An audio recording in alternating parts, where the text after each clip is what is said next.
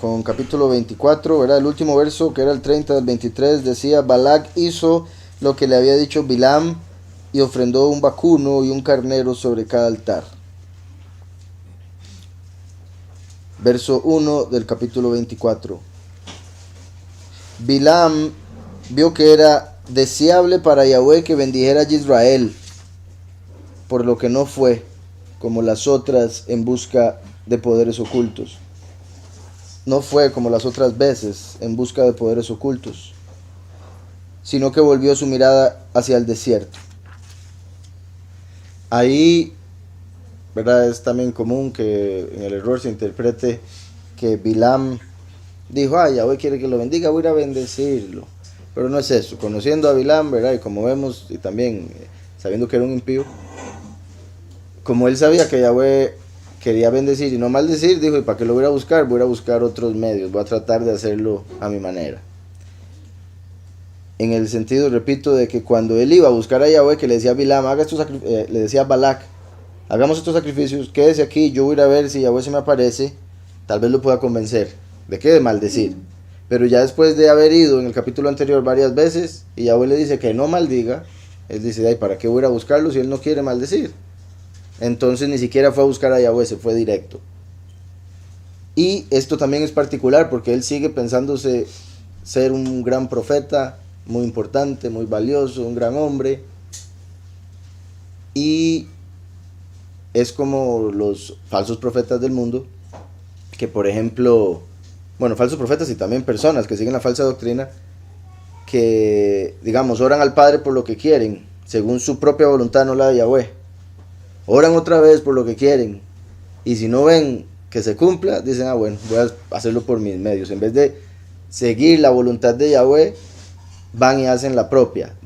El Padre les dice, digan, por ejemplo, digan que el pueblo está pecando, y dicen: carro para todos, ¿verdad? Bendición y todo eso. Diga que dejen el pecado porque si no se van a morir, y el profeta: vas a vivir, ¿verdad? Y toda la gente: profeta, tome plata. Entonces, como las personas que buscan a Yahweh según ellos porque son muy buenos y quieren buscar de lo bueno y del poderoso, pero en realidad lo que quieren buscar es su propia voluntad, satisfacer sus caprichos. ¿Qué me van a pagar si maldigo? ¿Me puedes permitir maldecir? No. Ok, entonces ya no hablo con usted, voy a ir a maldecir. Entonces vemos esta acción en Bilam. Repito el verso. Dice: y vio Bilam que era bueno ante los ojos de Yahweh bendecir a Israel, y no fue como las veces otras, o como de vez en vez. Es que dice que Paam Bepaam, como de vez en vez, pero también cada Paam se refiere a las dos veces que fue en el capítulo anterior. Entonces, como las dos veces anteriores Yahweh dijo que no maldijera, entonces no fue. Y también, vean cómo está escrito: y vio Bilam que era bueno en los ojos de Yahweh bendecir a Israel, entonces no fue. Como diciendo, entonces, o sea, no quería bendecir. Bilam entonces no fue a donde Yahweh, porque eso era lo que Yahweh quería, bendecir. Dice, y no fue como de vez en vez, o como las otras veces. Aquí ponen en busca de poderes ocultos. Aquí en hebreo dice Likirat Nahashim, que sería como para llamar serpientes. Vean qué particular, llamar serpientes. Sería el literal de lo que está ahí. ¿Cómo lo ponen en las de ustedes? Augurios, ok. Dice, por un lado, la primera palabra que se puede ver como para llamar, para invocar. Y uno pensaría al Todopoderoso, ¿verdad? O algo así. Pero después dice Nahashim. Bueno, Nehashim, que viene de Nahash. También lo traducirían como encantamientos, por si algo. Por eso, augurio. Se puede traducir como encantamientos. Porque Nahash, que es serpiente, también encanto. Él encantó, sería la misma palabra, sería él encantó, en verbo. Entonces, sustantivo, serpiente. En verbo, él encantó. Como cuando encantaban la serpiente. ¿Verdad? Nahash. Sí, exacto. Se podría traducir como para llamar o invocar serpientes. Que también no me extrañaría, ¿verdad? Porque en el pasado había algunas personas que hacían rituales. Ahora, los judíos dicen que eso no fue lo que hacía porque estaba buscando del Todopoderoso de Israel. Pero también usaban serpientes para comunicarse con falsos Elohim. Entonces, quién sabe, ¿verdad? Por el tiempo en el que estaban, por el ser de las naciones, si el mensaje de Yahweh se lo mandaba a través de un malaj que curiosamente sí se manifestaba cuando éste llegaba a hablar con serpientes. Por el verso de la escritura que dice que podríamos pisar escorpiones y serpientes, entonces ellos dicen, juguemos con serpientes, no nos va a pasar, y salen mordidos al hospital, más de uno muerto. Eso obviamente es un error, un tipo de, ¿verdad? Por interpretar todo por la letra, malinterpretan eso, y sí, termina siendo similar a los mandamientos de hombres, solo que otro tipo de manifestación, porque no es un mandamiento, no es como que le digan a la gente, vaya, ande de serpientes, sino que por ver eso dice, y podrás pisotear escorpiones, entonces dice, vaya, pisotea escorpiones, y ahí va el otro, sale herido, y después piensa, el padre mintió, esto, vea, y era el pastor el que le dijo, ¿verdad? Es como, de hecho, ahora ahí se compara con esos otros encantadores que decía, que encantan la serpiente y le hacen lo que sea. ¿Para qué lo hacen? Para que la gente les pague y digan, wow, vea el poder de ese hombre, todo el mundo le tiene miedo a la serpiente, vea lo que él le hace. Entonces, la misma cuestión, los evangélicos que hacen eso esperan la misma atención de la gente. Claro, diciendo que es Dios el que les da el poder. Aquí ponen hacia las adivinaciones para adivinar, esperando que Yahweh se le apareciera de acuerdo a su deseo, o sea, de acuerdo a su voluntad. Él dijo, o sea, vean la matemática del impío. Así es como ponen en el judaísmo lo que habría pensado Bilam. Hablando de Yahweh, Bilam dijo, él quiere, pero no quiere maldecirlos. Es como, él de verdad, en el fondo sí quiere, solo que no sabe cómo. Eso es lo que decía Bilam. Él en el fondo sí quiere maldecirlos, solo que no sabe cómo o no sabe por qué. Entonces Bilam dijo, le voy a mostrar razones. Voy a buscar pecado. Voy a hacerlos pecar para que ahora sí encuentre razón para maldecirlos.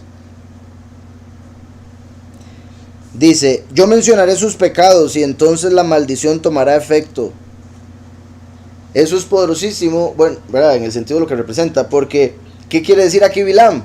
Voy a acusarlos de pecado, entonces Yahweh los va a castigar. Y eso es exactamente lo que hace Lucifer, el acusador. Ese es su trabajo. Entonces vemos que aquí Bilam se está comportando como Lucifer, como ya habíamos visto. Balak como Samael, Bilam como Lucifer, como acusador, diciendo, vean, diciéndole a Yahweh, vea, aquí hay un idólatra, aquí esto, para que llegara el castigo de Yahweh. Entonces, voy a continuar, decía, no fue como las otras veces en busca de poderes ocultos, o de serpientes. Así eso es lo que yo quería ver, porque yo creo que este sí mencionaba las serpientes. Aquí está en el comentario, decía, Nahashim es el plural de Nahash, serpiente, y Nahash, adivinar. Vamos a ver, en el verso de arriba, ese 23, el del anterior, y este es el único lugar en la escritura donde aparece de esta manera, dicen, esta palabra. Dice después, eso que decía, ¿verdad? De para llamar o para encontrarse, dice, denota movimiento hacia algo, moverse hacia algo, ¿verdad? Como para encontrarse, como decía. Ya que Nahash es una palabra mucho más común que Nahash. Bueno, es que suena que es exactamente lo mismo, ¿verdad? Pero aquí lo que hacen es poner un punto vocal diferente, entonces uno ya sabe que está hablando de dos cosas diferentes, serpiente y adivinación. Entonces Nahash, de serpiente, o sea, serpiente es mucho más común que adivinación.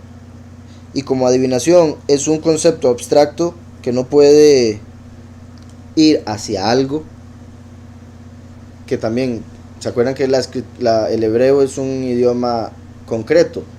Por eso es que utiliza el término Nahash, que es una serpiente, para referirse a adivinación.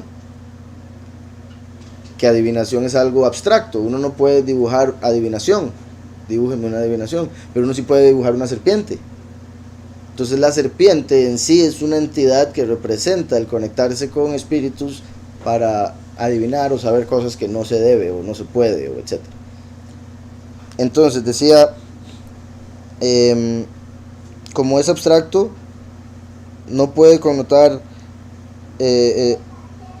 o más bien, no puede ser algo que se está moviendo hacia algo en el sentido concreto, porque hubiésemos pensado que iba hacia las serpientes, o a llamar serpientes, como decía. Rashi explica que significa hacia el objeto de la adivinación, o sea, hacia el poderoso, a quien Bilam esperaba se moviese también hacia él. ¿Verdad? Entonces es como lo explican, como dicen, es algo abstracto y él está yendo hacia algo concretamente, por ende está utilizando esa palabra como dando a entender al poderoso. Pero el hecho de que Yahweh haya utilizado esa palabra ahí indica la forma en que Bilam buscaba al poderoso a través del enemigo, de una manera incorrecta. Él mismo era una serpiente, y se puede decir, como he mencionado antes de que viniera Yahushua, el malaj rebelde todavía estaba sirviendo como si fuese, o sea, que quede claro, sigue sirviendo a Yahweh, simplemente ahorita ya es claro que es el rebelde. Antes la gente sin saberlo lo adoraba pensando que era el poderoso, la diferencia. Pero siempre obviamente sirve a Yahweh, es un ángel creado por. Entonces, sino que volvió su mirada hacia el desierto.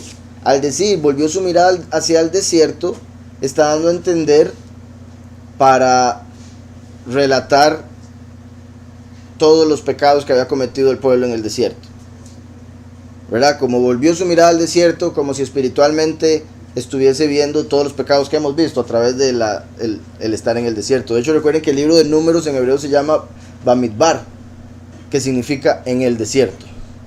¿Y qué se nos cuenta? El montón de errores, pecados, murmuraciones, quejas que hubo del pueblo. Entonces se volvió hacia el desierto, se volvió hacia el Midbar. ¿Para qué? Para ver los pecados del pueblo, decírselos al Padre y que castigara. Entonces dice por acá, sino que volvió su mirada hacia el desierto.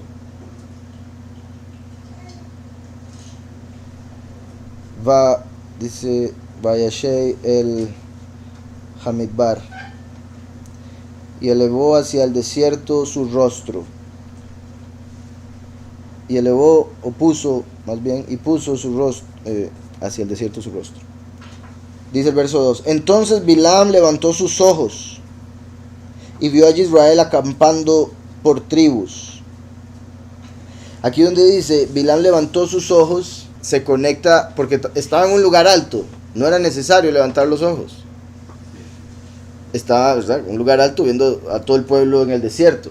Entonces el hecho de que menciona que levantó sus ojos da a entender lo que hace la soberbia, lo que hace el ego, lo que hace la acusación, y también lo que se podría decir para ponerles el mal de ojo. Entonces volver a verlos y enviarles toda la negatividad posible.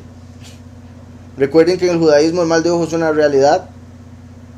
La forma en que se explica, y por ende yo también lo menciono porque sí considero que es una realidad, uno la ha experimentado de una u otra manera, que es como la envidia, lo que la envidia puede provocar a otra persona. Por eso uno siempre dice, o la mayoría de gente yo creo se ha dado cuenta, ¿verdad? Si tiene algún plan, no se lo cuente a todo el mundo, sepa a quién se lo cuenta, porque si alguien le mete negatividad, después no se hace. Tiene un paseo, tenga cuidado, porque después no fue a ningún lado. Todas esas cosas. Eso es porque hay personas que tienen envidia, tienen odio, tienen rencor, etcétera, etcétera, y lo dirigen a uno, entonces hace que se pierda eso que estaba viniendo para uno. Una forma en la que se explica desde el punto de vista, por decirlo así, de Yahweh, es que la bendición, como sabemos, dice la escritura, que la bendición de Yahweh no añade tristeza con ella. Y uno normalmente piensa en eso como una bendición que me dé Yahweh no me puede hacer triste, no tiene sentido. Y obviamente sí es parte de la interpretación. Pero por otro lado, una bendición de Yahweh que me dé a mí no debería poner triste a nadie más. Entonces hay gente que cuando Yahweh les da cosas, lo que hacen es mostrarlas, poner, o sea, hacer que todo el mundo se dé cuenta, puro Kiko, ¿verdad? Que salía con el regalo y estaba el pobre chavo, no tiene nada, y decía ahí, no tengo nada. Yo entonces se sentía mal por ver al otro, y el otro todo bendecido, jugando de ser superior, de todo eso. Entonces, cuando las bendiciones de una persona le causan tristeza a otros, problemas y otras cosas, como obviamente negatividad, envidia y todo eso, entonces Yahweh, para evitar eso, quita la bendición que estaba haciendo que otras personas estuvieran mal. Por eso uno no debería usar las bendiciones para ser arrogante o para nada de soberbia ni nada por el estilo, porque después las termina perdiendo si no las sabe administrar. Y eso me recordó algo que estaba viendo curioso y lo vi en un chiste. O sea, estaba en una comedia ahí y hicieron el chiste, pero sí me parece que tiene verdad detrás. De hecho, yo creo que ya lo hemos comentado. Bueno, el chiste era como que alguien llegaba donde el doctor y decía que tenía un problema. Entonces el doctor le decía, sí, su problema es por estar posteando esto en redes, de que fue a este país, a este otro, y este paseo, y esta comida. Y le dice, pero ¿cómo? ¿Por qué? Y le hace, claro, y no ve que todo el mundo viéndole así, todo el odio que usted está llamando, la envidia que usted está pidiendo. Y ese era el principal chiste, y es una realidad. O sea, la gente no se da cuenta que mucha gente tras de eso, que también era parte del chiste, ni siquiera hace lo que pone en las redes. Hoy en día hay hasta estudios para que parezca que uno fue a varios países. Hay gente que hace unas cosas para que parezca que está en la playa, ¿verdad? Está en el patio. O ni siquiera están disfrutando. Yo no sé si han visto, también hay un video de alguien está grabando a alguien que está comiendo con la novia, creo que no sé, cuñado o algo así. Está el hombre así, pero así, ¿verdad? Amargado que se puede ver y lo están grabando. Entonces, donde la novia dice foto, el hombre pone la sonrisa, quita. Entonces, ¿para qué el show? O sea, en las redes todo el mundo, la vida perfecta, para que me vean, vea todo lo que tengo, vea lo que vivo. Y es una farsa, es una mentira. Si de verdad se sintieran como parece, no tendrían necesidad de postearlo. Están muy ocupados disfrutando. Como para decir un alto. Exacto, sí, ese es un peligro. Todos los filtros, filtro. Y es otra persona. Exacto, sí, llega a conocer a la... O sea, de algo que ya existía antes, porque antes habían otras formas en las que la gente terminaba en eso, viendo las revistas, ¿verdad? La mujer veía las revistas, sea flaca, y, ay, sí, tengo que ser flaca, pensando que eso es la única forma de ser, no sé. Pero ahora, o sea, se pone su imagen y en internet la hacen así, ¿verdad? Con filtros, y entonces están diciendo, esa es la única forma en que yo valgo, si yo fuese así. Hacen esa imagen y por eso después solo quieren estar en la internet, porque no les gusta quienes son en la realidad. Y por eso es que lo del metaverso, porque quieren hacer que todo el mundo diga, no, la única forma de vivir feliz es virtual, es en mentira, en una ilusión. Me voy a hacer como yo quiero, un avatar flaco, un hombre ahí se hace una mujer, todo ese despelote que quieren hacer hoy en día. Entonces, aquí al decir, Bilam levantó sus ojos, hace alusión a que los levantó para acusar. Y dice, de hecho un comentario aquí, quiso dañarlos con el mal de ojo. A buen punto, sí, que es similar a lo que hemos visto a veces que dice que subió a la tierra de Israel. Y se refiere al hecho de que Israel es la más elevada espiritualmente. Exacto, buen punto. Ahí a pesar de que él está en un lugar alto, dice levantó los ojos. Porque espiritualmente es Israel quien está alto y él en el suelo. De hecho se va a confirmar con lo que dice más adelante. Dice en hebreo, y alzó Bilam sus ojos y vio a Israel. Dice entonces, acampando por tribus. Dice aquí los Yisraelim, un paréntesis. Los Yisraelim eran tan recatados que las puertas de sus tiendas no estaban confrontadas unas a otras, evitando las miradas indiscretas. Aquí de hecho yo creo que debería estar eso más adelante porque lo hace. Él comenta que los ve reunidos ahí acampando. Bueno, sí, el hecho de acampando hace alusión a las tiendas. O sea, él vio algo particular en la forma que acampaban. Y era que, por un lado, estaban 3 las tribus. Y decía que las tiendas no las ponían de forma que la puerta de una tienda estuviese para la otra tienda, para que existiese privacidad, discreción. Eso me gusta muchísimo porque, ¿verdad? Vemos en la escritura lo importante que es la hospitalidad, pero también vemos lo importante que es la privacidad. El no andar metido, ¿verdad? En que, ¿verdad? Como muchas vecinas, ¿verdad? ¿Qué está haciendo? En chismes, exactamente, ¿verdad? Que muchas veces empiezan por lo que se ve, o ¿verdad? La persona escuchando ahí por la pared, mostrando, ¿verdad? Cómo la privacidad es importante, que también es particular, que se conecta con hoy en día, que el sistema se quiere meter en todo, tanto que se quiere meter en la piel de la gente para saber absolutamente todo lo de la persona, con eso de las pruebas Faro, que querían preguntarle a los niños absolutamente todas sus casas, porque la información es poder, la información hoy en día vale plata, es lo que más vale plata. Entonces todo el mundo, los del sistema, quieren información para poder controlar. Y por eso Yahweh, por eso vemos que la privacidad es importante. Hoy en día la gente dice, pero yo qué tengo que esconder, yo no robo, yo no soy un terrorista, no me importa, yo no tengo nada que esconder. Y no se dan cuenta que así es como los van a llegar a controlar del todo. Y con esa hablada lo que están haciendo es entregando sus libertades y todo lo demás, y no solo las de ellos, las de los demás. Entonces aquí vemos que Bilam, esa fue una de las cosas que vio. ¿Por qué? Porque ¿cómo se da el mal de ojo? Cuando uno ve las cosas de los demás. Vea lo que tiene, yo no tengo. Entonces, vean la privacidad que había para evitar mal de ojo entre ellos, se podría decir. Y cuando Bilam alza sus ojos para enviar el mal de ojo, no logra ver nada, porque están acomodadas sus tiendas de tal manera que no se pueda ver lo privado, ¿verdad? Y en ese sentido, como también Yahweh protegiendo, porque obviamente se había pecado en Israel, pero Yahweh no revelándolo para que no pueda acusar. ¿Sí me explico? Y repito, muy importante el ser precavido, el ser cauteloso y en sí no andar, como decíamos ahora, con las bendiciones de Yahweh haciendo sentir mal a las demás personas, a como eso se pueda entender o lo que eso significa, ¿verdad? Que hay muchas maneras, yo creo. Algo así. Ajá, buenísimo ejemplo, exacto. Cuando el rey Ezequías recibe a los de Babilonia, el hombre, me imagino, ¿verdad? Porque era el rey y era un buen rey, entonces eso es lo que me imagino, ¿verdad? Tratando de juzgar favorablemente, él dijo, les voy a mostrar todas las bendiciones con que Yahweh nos ha bendecido, porque Yahweh es bueno. Pero en vez de ser astuto, fue inocente como la paloma, pero no fue astuto como el babilonio, ¿verdad? Como la serpiente. En vez de pensar, pero estos de Babilonia siguen al falso, esta gente está llena de envidia, etcétera, etcétera.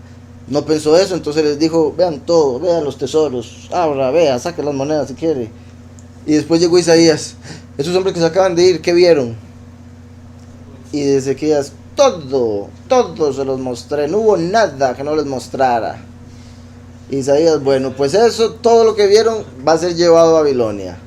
Y eso iba a suceder después de los días de él, entonces él hasta dijo que qué bendición iba a ser eso, creo, porque no iba a suceder en sus días, ¿verdad?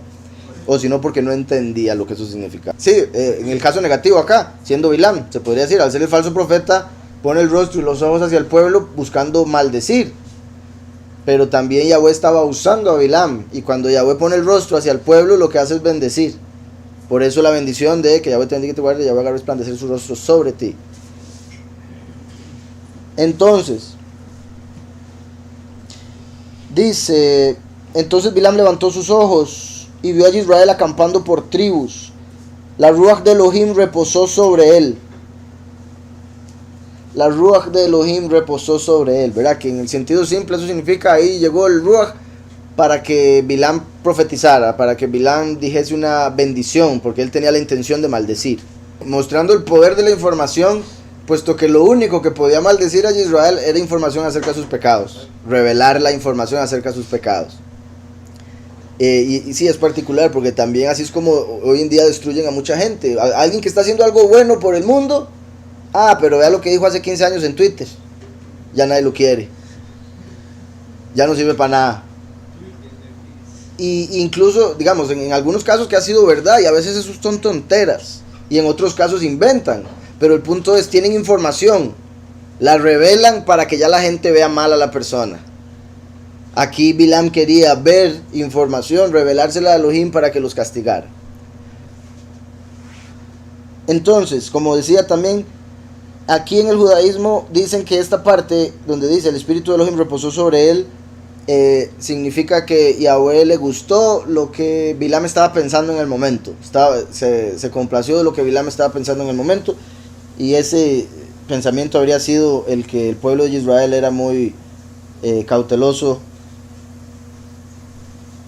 al tener cuidado de no poner sus tiendas la una frente a la otra para que no estuviesen viendo indiscretamente lo que los otros hacen.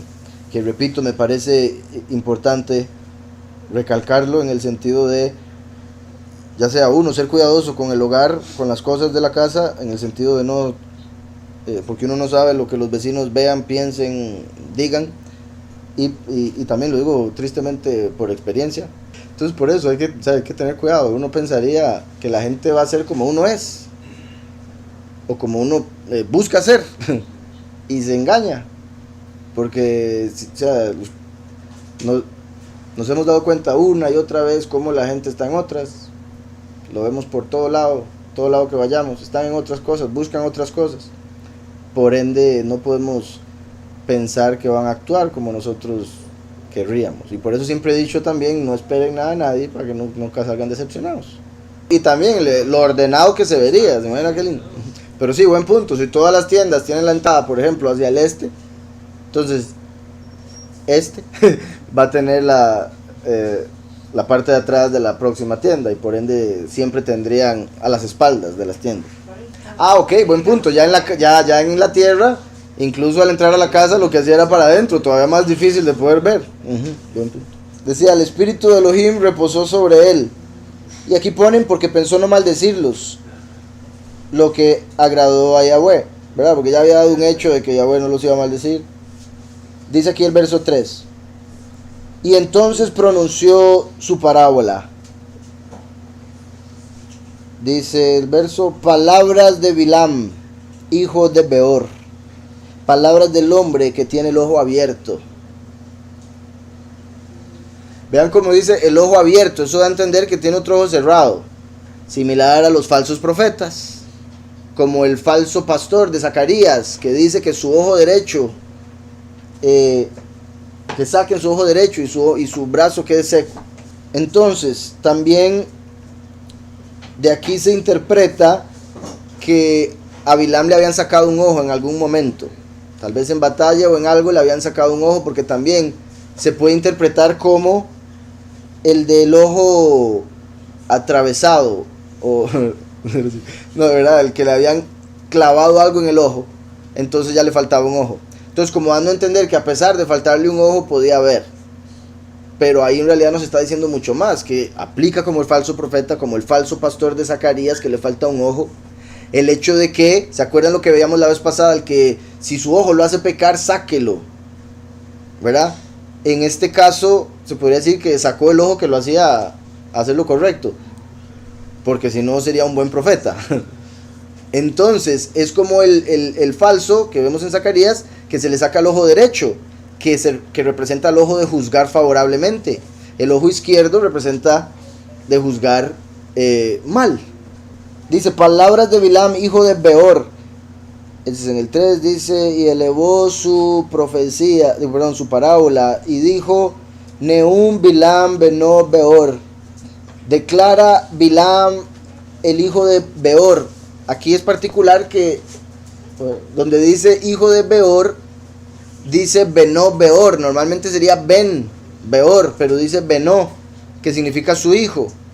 Entonces, de ahí se interpreta que a pesar de que era el hijo de Beor, espiritualmente era más grande que Beor. Al decir Beno Beor, está diciendo su hijo Beor, que era su padre. Entonces, su padre era su hijo espiritual, porque él era en grandeza mayor. Entonces, declara Bilam su hijo Beor, y declara el hombre, dice Shetum Ha'ain, Shetum Ha'ain, que ponen aquí del ojo abierto, pone Ain, no, o sea, en singular. Einim sería en plural. Entonces pone Ain en singular. Y dice un comentario por acá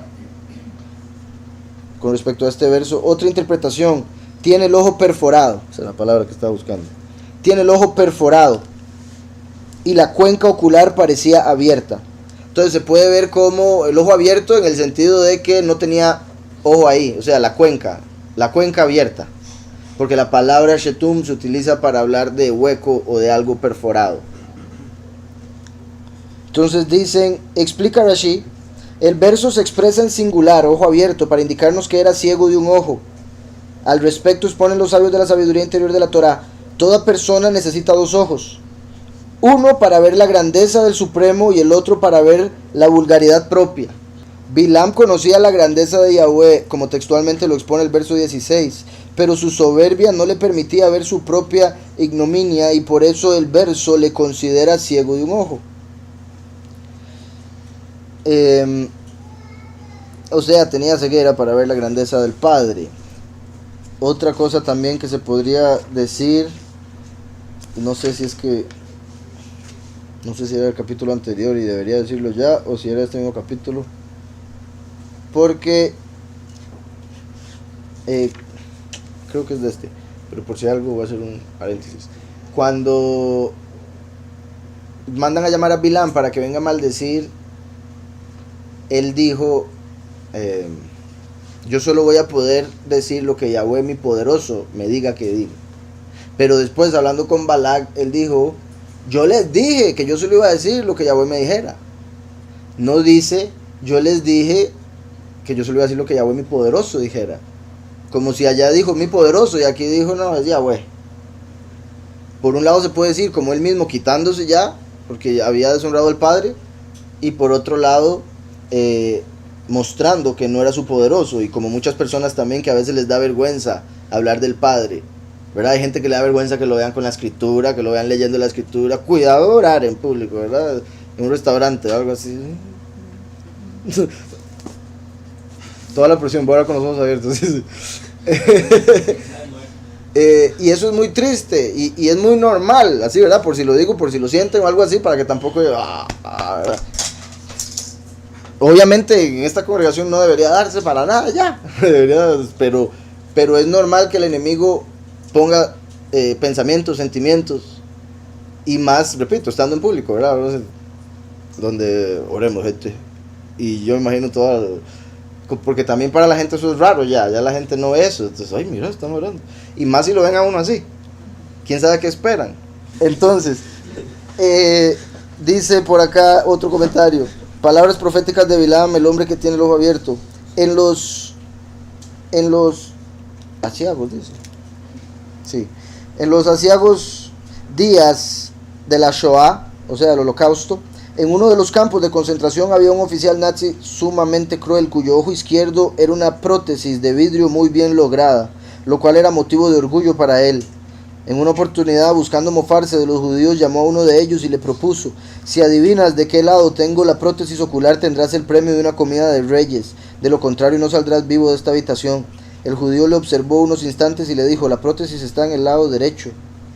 Muy bien, respondió el oficial nazi, tú has ganado, pero dime cómo pudiste saberlo, jamás nadie antes pudo adivinarlo.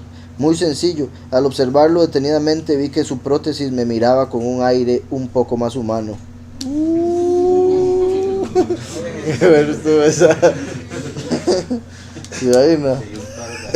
Vi que había un poco de alma ahí en ese ojo, el de vidrio, se reflejaba la mía. Qué sorprendente. ¿Verdad? Qué buena respuesta, y quién sabe, ¿verdad? Cuánta veracidad haya. De fijo es una muy buena enseñanza y una muy buena respuesta. Te digo, porque el hecho de que dice nunca nadie había podido adivinar, pero en realidad es 50-50. Las posibilidades de adivinar son muchas. Entonces eso es lo que me hace, pero la respuesta y la enseñanza, maravilloso. Continúo, dice, pronunció esta metáfora o esta parábola, palabras de Bilam, hijo de Beor, palabras del hombre que tiene el ojo abierto, palabras del que escucha los dichos del poderoso, que ve la visión de Shaddai, mientras yace con los ojos descubiertos. Palabras del que escucha los dichos del poderoso. ¿Verdad? Esto parece que de verdad parece como indicar que el hombre se estaba jactando, ¿verdad? Es que yo soy tan carga, yo conozco, yo esto, yo lo otro. Aquí, donde dice que conoce los dichos del poderoso, se habla en el judaísmo de dando a entender de que él podía en realidad saber lo que habíamos hablado, cuándo iba a hablar con él, o sabía más bien cuándo Yahweh estaba enojado y cuándo estaba contento. Entonces él dice, ahorita estaba contento y por eso no los quiere maldecir. Entonces lo toman como de que él podía entender o saber qué era lo que Yahweh quería. No necesariamente que supiera toda la mente del poderoso, ¿verdad? Porque es inescrutable. Pero también de ahí vendría el hecho de que esto sería soberbia. Porque está diciendo algo que nadie, solo Yahweh sabe, ¿verdad? Yahweh puede ocultar de cualquier profeta, de cualquier persona, de cualquier creación, todo lo que él quiera, como él mismo se ocultó de la misma creación. Sí, que hay que poner, que cae en trance, pero con los ojos abiertos, eso, ¿verdad? Da a entender que por eso cayó, porque estaba en trance. También muestra que era un caído, y por eso no podía estar de pie ante el Altísimo, como dice la Escritura, ¿quién podrá estar de pie cuando él se manifieste? Entonces por eso caía. También porque a él solo se le aparecía Yahweh cuando él estaba dormido, o sea, acostado. Entonces, aquí en esta traducción dice Balaam, hijo de Beor, dice el varón de ojos abiertos, sería ojo, singular. Dice el que oyó los dichos de Yahweh, el que sabe, aquí ponen el conocimiento del Altísimo. Imagínense decir eso, o sea, el que sabe todo. Entonces, él lo estaba diciendo ahí por soberbio, en parte, pero dando a entender que él sabía lo que Yahweh quería hacer, bendecir o maldecir. Eso era lo único que sabía, pero ya con eso dijo, lo sé todo. El que sabe el conocimiento del Altísimo, el que vio la visión del Omnipotente. Vean cómo menciona tres cosas: los dichos de Yahweh, como la Torá, donde están los dichos de Yahweh, la Torá que vino antes de Mashiach, ¿verdad? La ley y los profetas. Y Yahweh hizo la creación con 10 dichos: hágase la luz, hágase esto, hágase lo otro. Dice el 4, dice el que oyó los dichos de Elohim, Neum, Shomea, el que escucha, Imrei El, los dichos del poderoso, Asher Mahasei Shaddai, el que ve la visión del Shaddai. Entonces, primero, el que oye los dichos del poderoso. Como sabemos, Yahushua es la palabra de Yahweh, que se mantiene, por decirlo así, invisible, a pesar de que él tiene cuerpo, pero se mantiene invisible porque está a la derecha del Padre, fuera de esta realidad. Como la palabra es invisible, me refiero. Los dichos del poderoso, y en hebreo él, que es lo final de Emanuel, el poderoso con nosotros, que es un título de Yahushua HaMashiach, porque con la venida de Mashiach el poderoso vino a estar con nosotros. Y después dice, el que vio la visión del Omnipotente, Mahazei Shaddai, el que ve al Omnipotente. Como la visión claramente ya solo sirve, por decirlo así, cuando hay luz y objetos en los que rebote la luz para ver algo. O sea, solo sirve si existe algo para ver, algo visible, obviamente.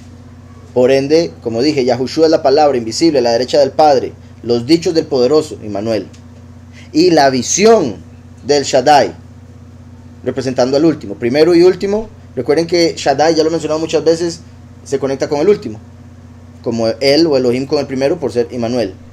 Shaddai lo traducen como omnipotente, pero se dice que la traducción más correcta o más antigua sería el soberano de los espíritus. Esto es Shaddai, el fuego que pasa a través de la puerta, como la mano de Yahweh. La mano es el último, Yahushua es el brazo. La puerta de Yahushua, entonces es el fuego, el último, porque Yahushua es el agua. El fuego que viene a través de Yahushua, o dando testimonio de Mashiach, como la mano de Yahweh.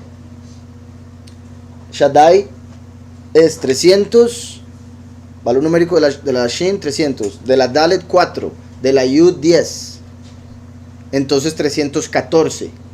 Recuerden que en el hebreo no hay decimales, pero si uno pusiera un punto aquí, sería 3,14.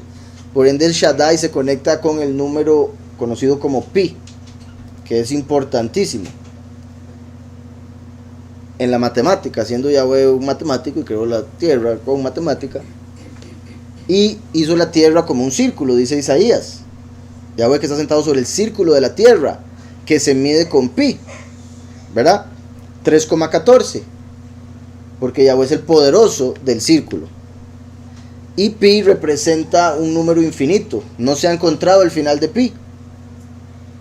Entonces representa lo eterno o al infinito, Yahweh, la raíz o la fuente de todo por la eternidad. Una vez que creó el tiempo y nos promete eternidad, ahí está lo infinito, porque ¿verdad? Infinito tiene connotación de nunca terminar, pero no necesariamente de no empezar. Entonces, Shaddai 3.14 como el pi, repito, la importancia de eso, y se conecta con el que viene a completar, ¿verdad? Como cuando se completa el círculo. ¿Se acuerdan que también les había comentado una vez, bueno, lo de una forma en la que siento el Padre me dio una forma de representar el nombre y toda la creación, que era de esta manera? Esto siendo la Yud, esta siendo la Hei, esta siendo la Vav, esta siendo la última Hei.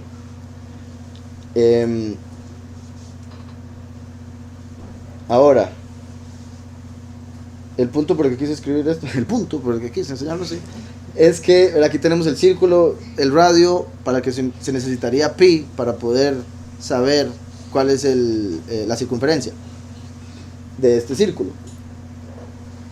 Y este sería Yahweh, este sería la Ruach HaKodesh, este sería Yahushua el Hijo, y este sería el último. Una vez que esto empieza a dar vuelta para formar el espacio y el tiempo, una vez que se termina el círculo, ya no solo está un radio, sino que también tenemos el diámetro, que son 2 radios, primero y último. Entonces, de ahí la conexión, una vez que se completa el círculo, se completa el tiempo, se completa la historia, llega el último, como el Shaddai. Por eso el Shaddai está conectado con el círculo y con la forma de medir la circunferencia, a través del radio, una vez que se completó el círculo, por ende el último. En realidad, como le digo, o sea, tengo como para hacer un libro casi que solo ese tema, pero en realidad es un capítulo. O sea, es un capítulo, yo no sé qué tan largo va a ser ese bichillo, pero viera el montón de información. Cuando me puse a pensar en eso, por ejemplo, eso que decís, también lo había visto, el hecho de que, por ejemplo, empieza 3,14, se puede ver como el tercero, Yahweh, primero y último, el 3, o ya los 3 en uno, a través del punto, como el 14, David, siendo el punto la entrada a la eternidad, porque es a partir de ahí que empieza lo infinito, que de hecho el punto representa a Yahweh, la Yud. Entonces un montón de cosas ahí que salen. Sí, por eso dije ahora que infinito con respecto a nosotros, en el sentido de que nosotros empezamos en el tiempo y ahora no vamos a tener un fin por Yahushua, que nos da la vida eterna. Pero por eso infinito hace alusión a que algo que no se acaba, pero no necesariamente algo que no tuvo un principio. Por eso sí Yahweh está por encima, aunque sí se habla de que Yahweh es infinito en el aspecto de que su conocimiento, él ni siquiera tiene conocimiento, él es sabiduría, él es amor. Entonces por ende es infinito. En el caso de uno necesita un nivel de paciencia, uno necesita, digamos, uno dice necesito más paciencia porque me están volviendo loco, ¿verdad? Uno dice necesito más habilidad para algo, necesito más conocimiento de esta cuestión. ¿Por qué? Porque uno está limitado en un mundo de límites, mientras que Yahweh es ilimitado, por ende es infinito, no se le puede limitar en lo absoluto. En ese aspecto sí, ¿verdad? Sí se puede usar ese término. Y de ahí lo del Ein Sof, ¿verdad? Lo que hubo antes de Keter, que lo llaman la nada o el infinito, cuando las posibilidades eran infinitas, hasta que Yahweh lo concretó en esta realidad. O sea, como cuando uno dice, ¿qué puedo hacer? Digamos, de hecho, como dicen que el papel aguanta todo lo que uno le ponga. Cuando me he puesto a escribir, bendito Yahweh, para lo del libro y demás, yo digo, de verdad, yo puedo poner aquí la tontera que me dé la gana, y así es como un montón de gente hace un montón de libros, y después un montón de gente anda creyendo que es una realidad solo porque lo leyó en un libro. Y qué peligro. Entonces, bueno, obviamente en eso, en mi caso, era la responsabilidad de asegurarse de poner algo que vaya de acuerdo a la escritura, algo que sea verdad. Sí, es que digamos, uno podría decir, o sea, entiendo tal vez por qué han llegado a eso, porque uno puede decir, si uno tiene solo una cosa, siempre se va a ver ordenado, ¿verdad? Uno lo pone aquí Por poner ahí. El problema es cuando tiene un montón de cosas, ahí necesita ordenarlas para que todo se vea como tiene que ir. Y Yahweh es uno. Por eso no hay desorden en él. ¿Sí me explico? O sea, entre otros montón de cosas que se pueden decir, pero de ahí es donde cae la gente a decir, no, el sí y el no. Como he dicho, en Yahweh son uno. Derecha e izquierda no existen, arriba y abajo. Solo existe en el espacio en el que vivimos, que Yahweh creó. Y por ende él está por encima. Y de ahí cuando la gente dice, ¿qué hubo antes de él? No hubo nada, porque él creó el tiempo, ¿cómo va a haber un antes? O sea, por si algo, bueno, también con lo que dijo el hermano ahora del infinito como el segundo cielo, o sea, le dije que sí en el sentido de que es lo que está después de lo que es eterno, ¿verdad? En orden. Pero Yahweh le va a dar un fin, ¿verdad? Por si algo. Pero después lo va a volver a hacer. Entonces va a continuar. Entonces uno podría decir, va a ser infinito porque Yahweh va a ser un nuevo cielo y una nueva tierra. Pero se puede decir que es temporal porque cuando este mundo termine se le va a dar una renovación a ese otro. Entonces depende de la perspectiva, ¿verdad? Ahora, con lo de eterno e infinito, porque infinito significa que nunca se acaba, ¿verdad? Pero no significa necesariamente que no haya tenido un comienzo. O sea, pudo haber empezado y da a entender que nunca se acaba, pero Yahweh nunca tuvo un comienzo, él siempre ha existido. Entonces él está por encima de aquello que es infinito, porque aquello que es infinito pudo haber tenido, o sea, por definición lo digo, porque en realidad uno podría decir, por naturaleza, lo que tiene un principio tiene un final. Por ende, si algo no tiene un final, eso indicaría que no tuvo un principio. Pero mi punto es, por lo que significa la palabra infinito, no necesariamente es igual que eterno. Porque infinito se refiere solo al final de algo, o a la falta de. Por eso usamos la palabra infinito con pi, porque empieza con 3, pero no sabemos con qué termina. 3 punto. Muy buen punto. Bueno, sí, pero es que eso viene siendo, porque vienen siendo como, o sea, la forma que lo explica la parábola es que son sus ovejas. Entonces la forma en que yo lo he explicado es como que Yahweh, siendo uno, dijo, quiero relacionarme, quiero tener amigos, entonces voy a crear. Y la única forma de crear, bueno, es que depende de dónde se vea, porque cuando él pensó, con solo haber pensado, tener voluntad, cuando quiso algo, fue donde se formó o emanó su ruach, su espíritu, como la esposa que emanó de Adán. Bueno, salió de su costilla. Después, como cuando uno quiere algo y dice, ok, voy a hacerlo, Yahweh quería una imagen, el querer fue el espíritu, y la imagen fue el hijo que tuvo, por decirlo así, con ese espíritu, como cuando Adán estuvo con Eva y tuvo a Set. Y esa era la única forma de que viniese la palabra, como cuando uno tiene un pensamiento y habla, porque Yahweh había visto que la única forma o la mejor forma de hacer la creación era a través de la palabra, que sería una imagen suya. Entonces tuvo un hijo para a través de ese hijo crear todo. Entonces, cuando Yahweh tuvo la voluntad, por decirlo así, se hizo el tercer cielo, que sería donde está separada la estima o la presencia de Yahweh en sus diferentes atributos. Amor, que sería el más elevado, y después bondad, paciencia, todos los frutos de la ruach, por ejemplo, ¿verdad? Pero ahí se podría decir que hay 100, y de esos 100 la sabiduría descendió, se hizo el segundo cielo y siguió bajando hasta convertirse en la congregación. O sea, de fijo Yahweh lo hizo por algo, tenía que ser 3, no podía ser 4, no podía ser 3. Por sí, los 3. De hecho, ahora estaba escribiendo, bueno, estoy leyendo el libro otra vez para publicarlo, terminé escribiendo un párrafo más. Chiquitico, por si algo. Pero estaba escribiendo de los 3 velos y hablando de por qué tuvieron que ser 3 velos. O sea, cómo Satán tuvo que ser creado para ocultar la presencia de Yahweh, para que el libre albedrío pudiese experimentarse y el hombre pudiese escoger a través de la experiencia, no simplemente porque es lo más lógico. Uno cuando ya conoce a Yahweh se da cuenta que es lógico servirlo, pero cuando uno está en el pecado, la persona dice, no hombre, ¿para qué? Lógico es que yo haga lo que me dé la gana, y no entienden lo que dicen, ¿verdad? Pues son como animales, son ignorantes. Entonces, 3 velos a través de los cuales Yahweh se manifiesta, que funcionan como, o más bien se esconde, funcionan como filtros, porque la estima del Padre es tan poderosa que un mundo en el cual existe el pecado sería consumido si entrara en contacto directo. Entonces Yahweh creó 3 filtros, Samael, Lucifer y Azazel, que se encargan de esconder su presencia, y por eso se ven como el enemigo, porque buscan que el hombre no llegue a saber que Yahweh existe, o quién es, o dónde está, o cómo llegar, etcétera, etcétera, etcétera.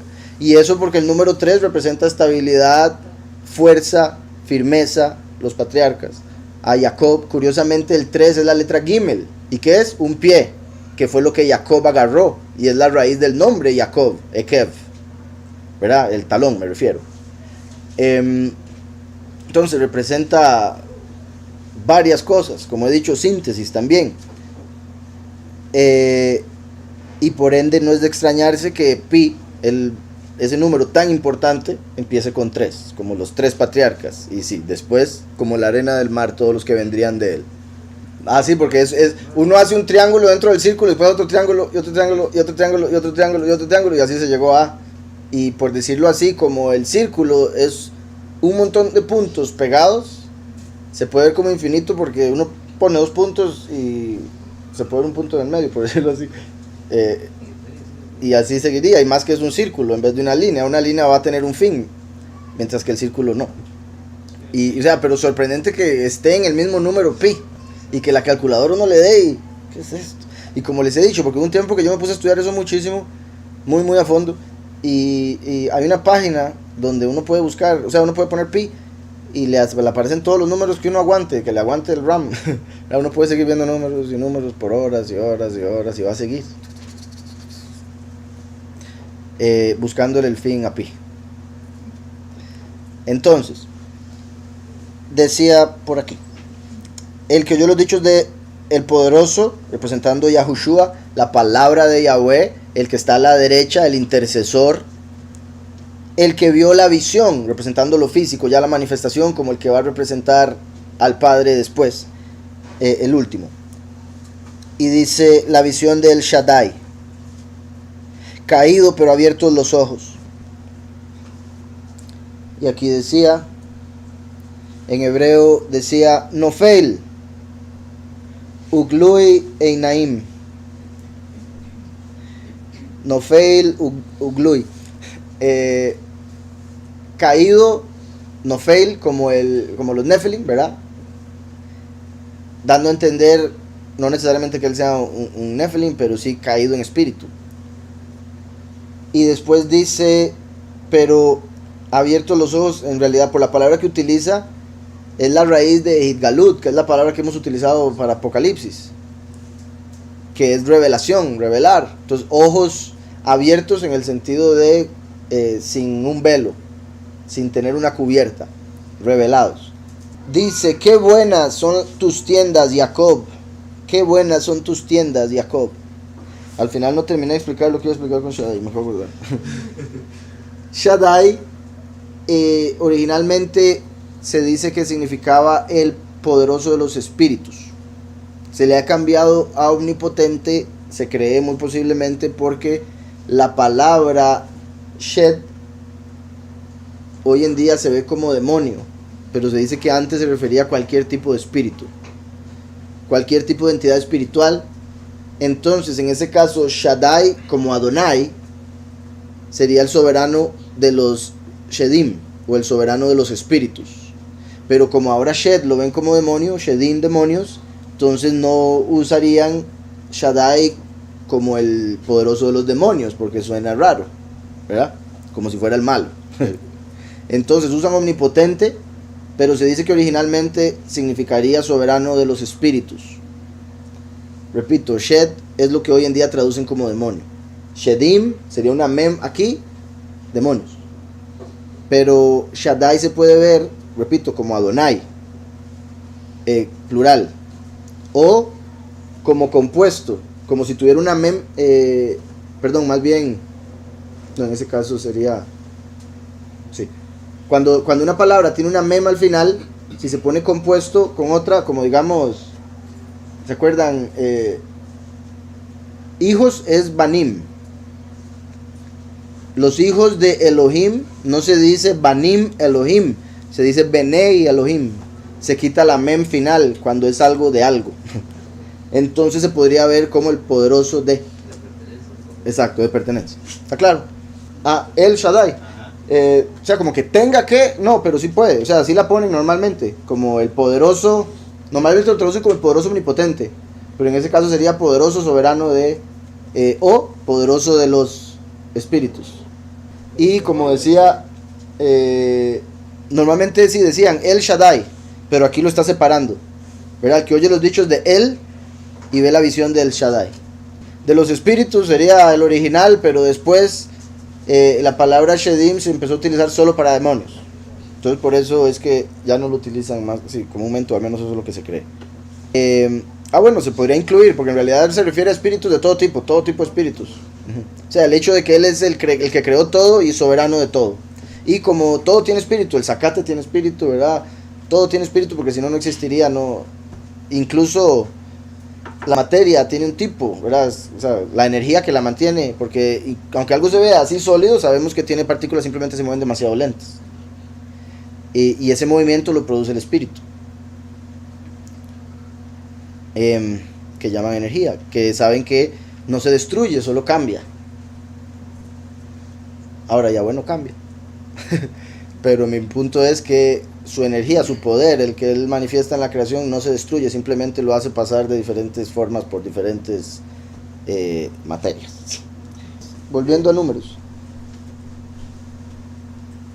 Palabras del que escucha los dichos del poderoso, que ve la visión del Shaddai mientras yace con los ojos descubiertos. Qué dignas son tus tiendas, Jacob, tus moradas, Israel. Es en ese verso donde en realidad Rashi menciona, por eso dice, qué dignas son tus moradas. En realidad dice que buenas. ¿Por qué? Porque las colocaban en orden de tal manera que no se estuvieran metiendo los vecinos con los vecinos, que no hubiera chisme, que no hubiera nada de eso. Dice, qué dignas tus tiendas, Jacob, tus moradas, Israel.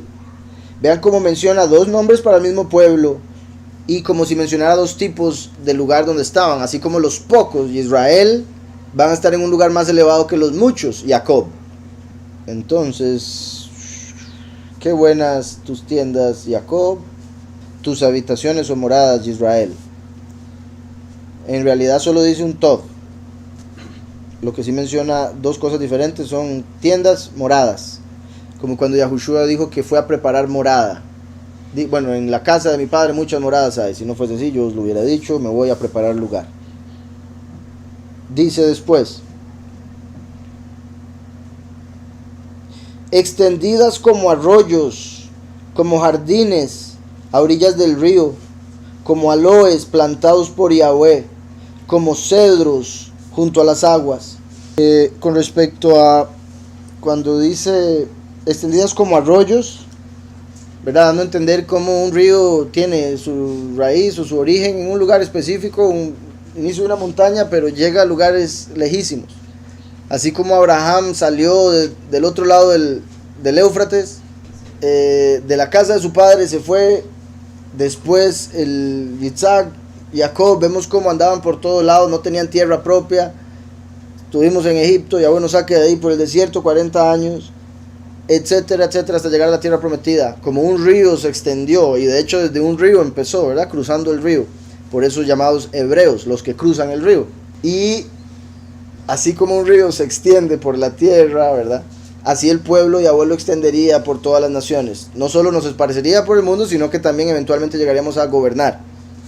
Además de la cantidad de personas que vendrían de Abraham, ¿verdad? Principalmente de Israel, puesto que aquí está hablando del pueblo. Dice, los sabios dicen, de las bendiciones del malvado Bilam, aprendemos lo que estaba en su corazón, que él intentaba maldecirlos cuando dijo,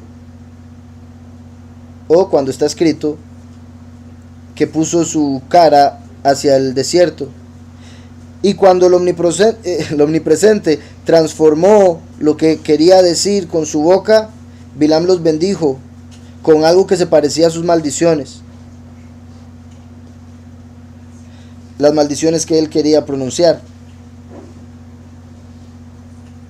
Dice aquí, más explicado. De las bendiciones del malvado uno puede aprender lo que estaba en su corazón. Él quería decir que no deberían haber casas de estudio. En vez de eso dijo, qué buenas son tus tiendas, oh Jacob. Él quería decir que la presencia celestial no habitase sobre nosotros. En vez de eso dijo, tus moradas, oh Israel. Esto lo dicen porque la palabra que utiliza aquí para morada es Mishkenoteja. Mishkenoteja. Como el Mishkan, ¿verdad? Mishkan es el lugar de habitación, por eso lo traducen como moradas, tus moradas. De Shakan, él moró o él habitó. Y de Shakan es donde viene Shekinah, que es cuando la presencia habita con nosotros. Entonces, al mencionar esa palabra, lo interpretan como que Bilam lo que quería decir era que la presencia no habite con ellos. Pero Yahweh no lo permitió y más bien sacó la bendición. Entonces decía, tus moradas, oh Israel. Él quiso decir, cuando quiso decir que tu reino no dure por mucho tiempo, más bien dijo, tus ríos se extienden. Él quiso decir que no tuviesen olivos o viñas, y más bien dijo como jardines al lado de un río. Él quiso decir que su fragancia no se extienda, y más bien dijo como aloes que Yahweh plantó. Él quería decir que no tuviesen reyes de estatura, y más bien dijo como cedros sobre las aguas. Recuerden que los cedros representan a los justos y Yahushua es el agua de vida. Dice, él quiso decir que no tuvieran un rey, que era un hijo de un rey, y más bien dijo el agua que fluye de sus pozos. Él quiso decir que su reino no tuviese gobierno sobre otras naciones. En vez de eso dijo, y su semilla será abundante, y su semilla estará al lado de abundantes aguas. Él quiso decir, su reino no será elevado, y más bien dijo, su rey será exaltado sobre Agag. Él quiso decir, su reino no será temido, y más bien dijo que su reino sería elevado muy por los cielos o a lo alto. Dice, nuestro verso se compone de 4 comparaciones. No está claro por qué o cómo se refirieron a las tiendas y campamentos del verso anterior. En lo que respecta a este, dice, las comparaciones que se dieron es porque los ríos son comparados con el reino de Israel, los jardines comparados con los olivos, los árboles de olivo, las viñas, los aloes comparados con la fragancia que representa la buena reputación, y los cedros comparados con los reyes de estatura. Aquí cuando dice extendidas como arroyos, ¿verdad? Entonces, como en sí, ¿verdad? Como sabemos, Yahushua es el agua de vida, Yahushua es la palabra, la escritura es como agua. Entonces, la enseñanza se extendería como arroyos. La enseñanza de Yahweh, las buenas nuevas, debían ser enseñadas al mundo entero. Después dice, como jardines a orillas del río. Es el 6. Y dice que Ganot, como jardines, como Gan Eden, como el jardín del Edén, como jardines a orillas del río, ¿verdad? Paraíso. Y en el sentido de, como decía aquí, los árboles que crecían, ellos pensando en los árboles frutales que había en Israel, y sí, bendito Yahweh, pero en el sentido espiritual, ¿verdad? Nosotros somos árboles y debemos dar fruto, por eso debemos estar sembrados junto a las aguas, que es Yahushua. Como jardines a orillas del río, debemos dar fruto de conocimiento del Padre, por decirlo así, fruto de vida, fruto de paciencia, los frutos del Espíritu. Dice, como aloes plantados por Yahweh, ¿verdad? Que dan un gran olor, plantados por Yahweh, como lo que plantó Yahweh en el jardín del Edén. También dando a entender que, ¿se acuerdan lo que hemos hablado de Abraham? Que Abraham no iba a tener hijos, pero Yahweh dijo sí iba a tener hijo, Yitzhak. Eso sería como que Yahweh plantó una semilla en Abraham, para que él pudiese ponerla en Sara, y ella diese a luz a Yitzhak. por ende Israel, que vino de Yitzhak, es una planta plantada por Yahweh mismo, en el sentido de que vino de un milagro. ¿Está claro? Y después Yahushua fue otro milagro, vino de una virgen y fue resucitado, y nosotros creemos en él, entonces nos volvemos parte de ese milagro, descendencia de Abraham y de Mashiach a través de su espíritu. Entonces, con eso que decía, plantados por Yahweh, cuando Yahweh, recuerden la parábola del sembrador, cuando alguien o Yahweh mismo de alguna manera pone la semilla, que es la palabra de Yahweh, Yahushua, en nuestro corazón, ¿verdad? Digo, como cuando tuve la bendición de leerlo y darme cuenta, como cuando ustedes lo escucharon ya por la radio acá o de alguien, eso es cuando alguien llegó y puso la palabra de Yahweh, la semilla, en su corazón como tierra, y si creció y dio fruto, ese es uno de Yahweh y ese es uno que Yahweh plantó. Aquellas semillas que no pegaron, no las plantó Yahweh. Fue el error nuestro decirle a alguien que no era. Por decirles algo, era cuando se cayó al lado, cuando cayó en espinos, cuando cayó en piedra. Una persona que siembra sabe que no puede poner la semilla en esos 3 lugares. Entonces es como por error que cayó ahí, ¿verdad? Iba caminando y la semilla se le salía del saco. Entonces, cada persona que cree en Yahushua es una planta que Yahweh plantó. Y dice, como aloes plantados por Yahweh. Recuerden que el olor representa las obras de los justos. El buen olor representa las obras buenas. Entonces, como árboles que dan buen fruto porque están junto al agua de vida, porque ponen por obra los mandamientos de Yahweh, los mandamientos de Yahushua. Después decía, como cedros, o sea, justos junto a las aguas, lo que ya expliqué de Yahushua. Dice, el agua fluirá de sus manantiales, dando a entender que el rey que emergería de ellos florecerá. Dando a entender con el agua fluirá de sus manantiales, y su simiente tendrá abundante agua.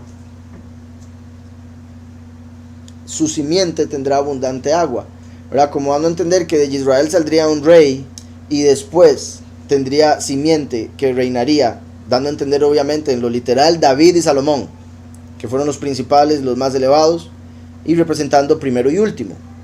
Recuerdan que en la aramea solían hacer algo o hicieron algo particular, que como muchas de las cosas en la escritura son parábolas, de hecho toda la escritura es parábola, en sí se puede decir, las mismas historias, aunque hayan sido cosas que sí sucedieron, cosas históricas, Yahweh permitió que sucedieran así, le dio forma, las moldeó de tal manera para que quedara escrito y nos funcionaran a nosotros como ejemplos.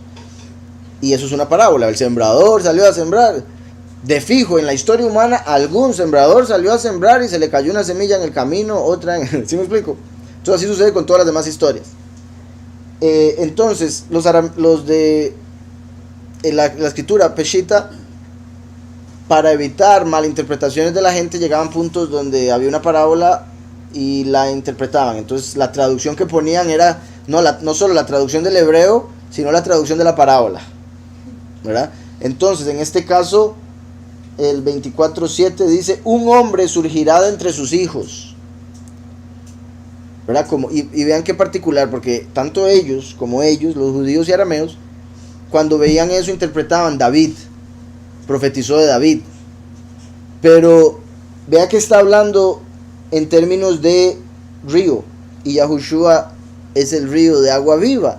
Entonces, si vamos a hablar del hombre que vendría sería Mashiach, como un río, sería el que más se aplica. Pero dice, un hombre surgirá de entre sus hijos, y su descendencia, porque dice ahí semilla, entre las muchas aguas, y su descendencia entre las muchas aguas. Eso sería el último, porque el último nace entre las naciones. El primero es un río. ¿Y a dónde va el río? Al mar. ¿Y el mar qué es? Las naciones. Por eso entre las muchas aguas. Como Yahweh le dijo a Moshe, yo levantaré a un profeta como tú en medio de tu pueblo. ¿Y qué es el pueblo? Como las muchas aguas. Está claro, porque lo acaba de comparar con un arroyo que se extiende por la tierra. Será más exaltado que el rey Agag y su reino será engrandecido. Decía el 7 en hebreo. Izal Maim. Era lo de la mano, sí, cierto. Sí, como un montón de cosas. Manos, cántaros. ¿Qué fue? Balde, sí, o sea, eso.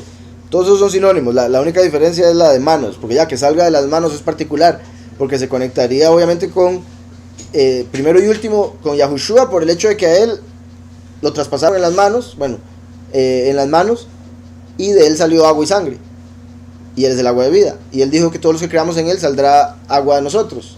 Entonces por eso el último cree en Mashiach, y su obra, las manos, es dar el testimonio de Mashiach, que es agua. Entonces de sus manos, de sus obras, sale agua, enseñanza. ¿Está claro? Porque se refiere a baldes que venían en doble. ¿Se acuerdan los baldes como con una varilla aquí, un balde aquí, un balde aquí? Entonces como las manos. Y cuando saca con los baldes el agua, perdón, con las manos saca el agua con los baldes.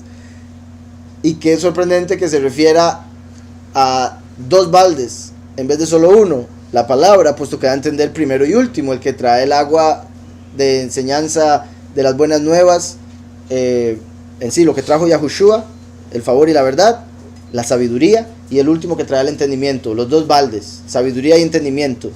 Entonces como trae dos baldes, e imagino la necesidad de las manos obviamente para sacar el agua de esos baldes, o incluso del pozo, el hecho de que dice que sacaría de sus manos agua, también porque tenemos dos manos, como esos baldes eran dos.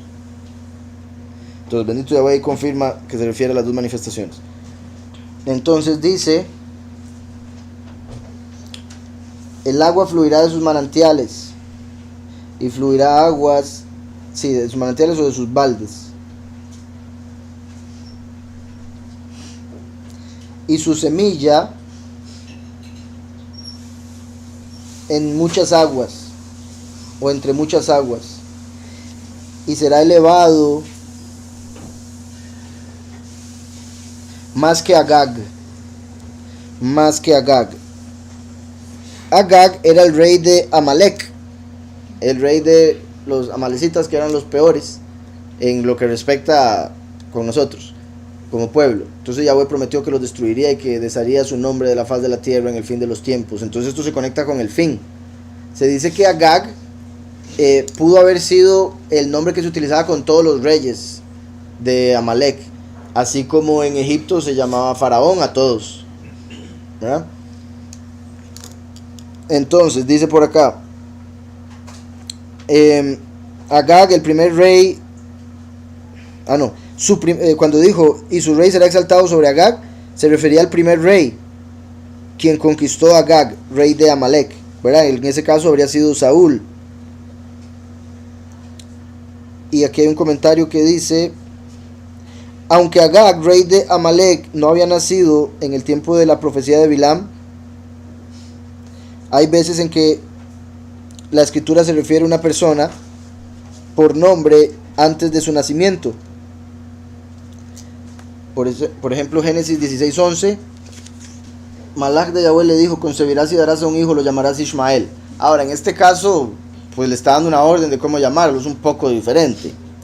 Aquí esto sería profético. De hecho, yo el ejemplo que daría, y no sé por qué no lo dieron, sería Isaías 45, donde Isaías menciona a Ciro por nombre antes de que naciera. Ciro, el emperador persa. Entonces la gente ahí dice: no, ahí se equivocó, porque ¿cómo va a ser si Agag no había nacido? ¿Cómo lo va a mencionar por nombre si Agag no había nacido? De ahí sale la opinión de que los líderes de Amalek todos le llamaban Agag. Pero también claramente es muy posible, siendo Yahweh el que conoce el fin desde el principio, que él hubiese puesto el nombre en la escritura antes de que él hubiese nacido, o en sí en la boca de Bilam, antes de que hubiese nacido Agag.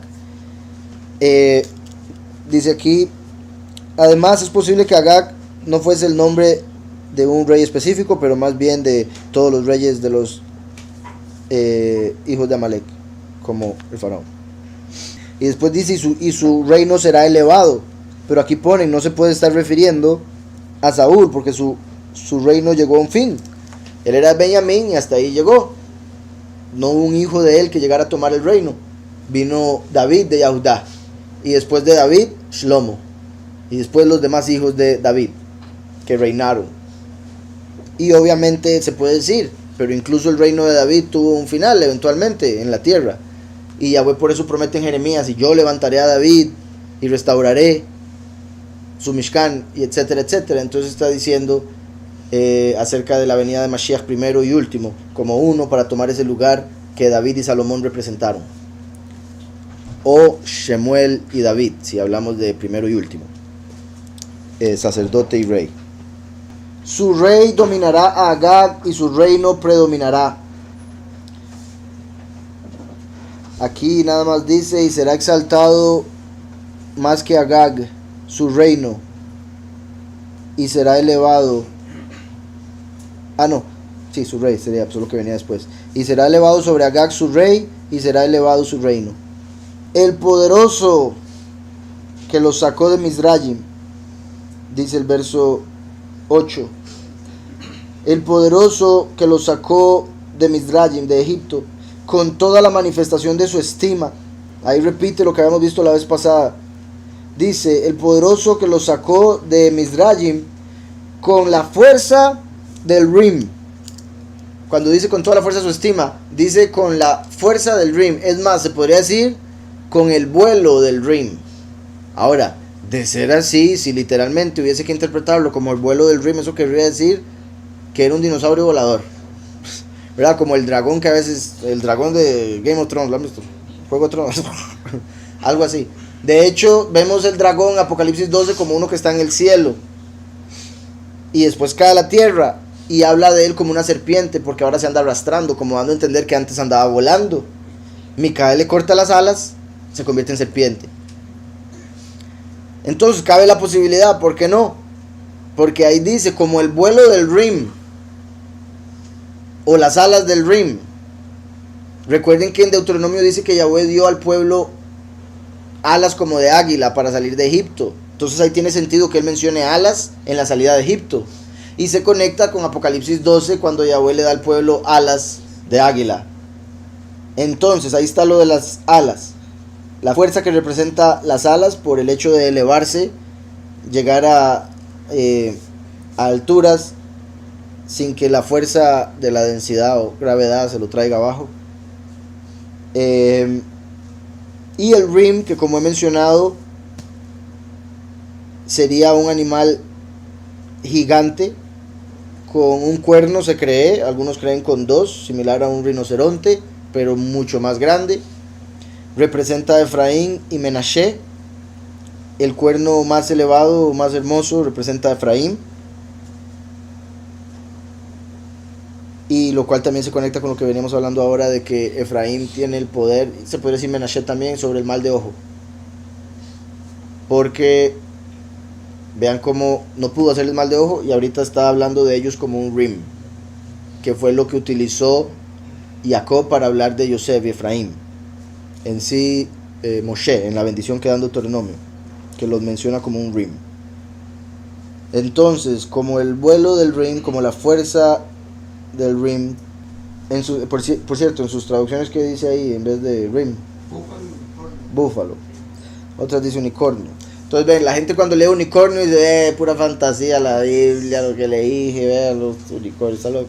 En otros dicen toro salvaje, búfalo, pero no es ni un toro ni un búfalo, es simplemente no saben lo que era, entonces dicen, ahí, tiene cuernos, póngale toro. Entonces, como tiene cuernos, entonces unos pusieron toro y otros animales, pero no es ninguno de esos animales. Por eso es que algunos ponen unicornio, porque saben que tenía un cuerno. Pero de fijo, un montón de traductores dijeron, no, es que el unicornio es fantasía, si lo ponemos no van a creer la escritura, pongamos toro. En vez de entender la posibilidad de que el unicornio existiese y se haya extinguido. Además de que, repito, la posibilidad de que el unicornio no sea como lo pintan. Como ya he dicho, ustedes pueden buscar unicornio, dinosaurio, unicornio, y ya supuestamente encontraron uno hace poco, y la forma en que lo dibujan es gigante, era un dinosaurio gigante y con un cuerno gigante, casi como de la mitad de su cuerpo. O sea, una cuestión inmensa. Entonces, ese muy posiblemente sería el llamado Rim. Dice entonces, se me hizo, el poderoso los sacó de Egipto con toda la manifestación de su estima, con el vuelo del Rim, con la fuerza del Rim, que se conecta que el Yahweh viene en el fin de los tiempos para sacar al pueblo en el segundo éxodo del Egipto espiritual a través de un descendiente de Efraín, como el Rim, el cuerno de hierro que aparece en Miqueas, y les dará alas de águila durante la cosecha, durante la transformación, para que vuelen y se reúnan con el soberano en las nubes. Después dice, Él consumirá a las naciones que son sus enemigos, les romperá sus huesos y con sus flechas los atravesará. Vean qué perfecto, con sus flechas los atravesará. Pero los cristianos nunca hablan de flechas, solo hablan de espada. Que la espada doble filo, que como ellos dicen que Jesús es la espada. Pero la escritura habla del arco y de las flechas, mucho. Y vean como aquí, hablando del fin, específicamente lo menciona. Y en Apocalipsis dice que viene un jinete en un caballo blanco y viene con un arco y les da una corona y sale venciendo y para vencer. O sea, se vuelve el vencedor. ¿Con qué? Con un arco. ¿Y qué tira el arco? Flechas. Aquí Yahweh está hablando del que viene como el jinete del caballo blanco con un arco. Pero como el cristianismo nunca se enseñó eso, aquí lo pasan como si fuera, es un arma, siga. Pero cuando llegan a espada, la palabra, ¿verdad? Porque esa es la que saben. Bendito Yahweh que saben esa, pero sería bonito que cuando llegan a la palabra y dicen, esa es la palabra, digo, la espada, esa es la palabra, que cuando lleguen a arco digan, ¿qué será eso?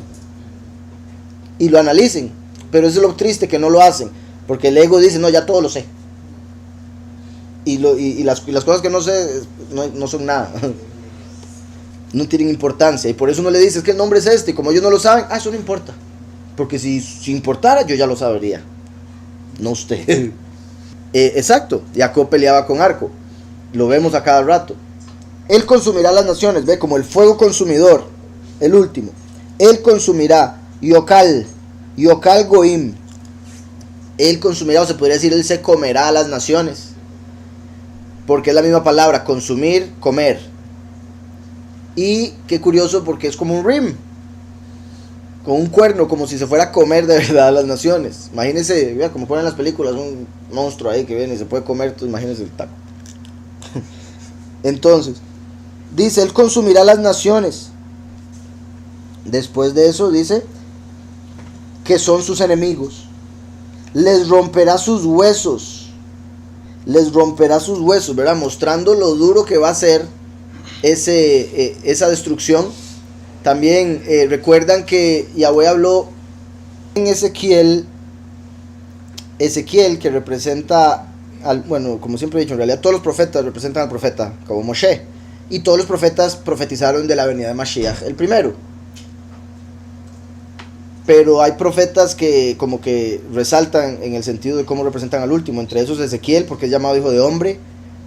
Yirmiyahu es uno en particular que dice, yo soy un niño, yo no sé hablar, y similar a Moshe.